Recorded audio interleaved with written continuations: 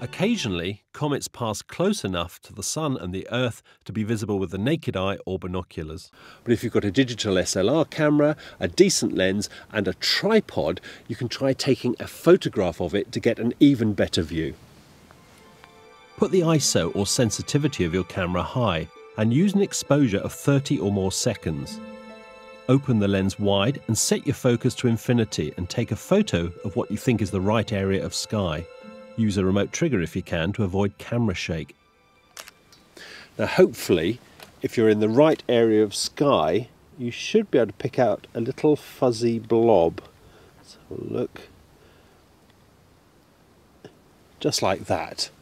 And that should be the comet. The comet nucleus itself is of course not only tiny, but incredibly black. So all we're looking at is the sun's light reflecting off the dust it's emitting and from glowing gases.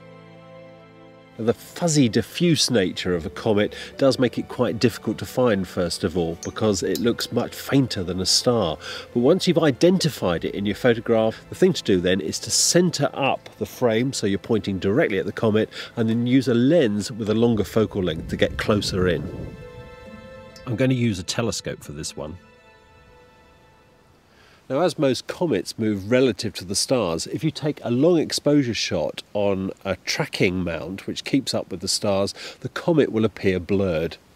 One way around this is to take shorter exposures and, using image processing software, combine the images using the comet's head as the reference. This will make the stars appear like dotted lines, but the comet will really shine through and hopefully show its true colour, an astonishing green glow. And that's a very characteristic colour seen in a lot of comets. And that's due to the gases which surround the central core of the comet, the nucleus, and they're giving off this amazing green coloured light. It's the sun's ultraviolet light that causes the gases, mainly cyanogen and diatomic carbon, to fluoresce. And it's one of the features of comets only really picked up by photography. Comets make fantastic photographic subjects, and if you do manage to get a long exposure shot of it, that'll pick out some good detail and give you a great image to show off as well.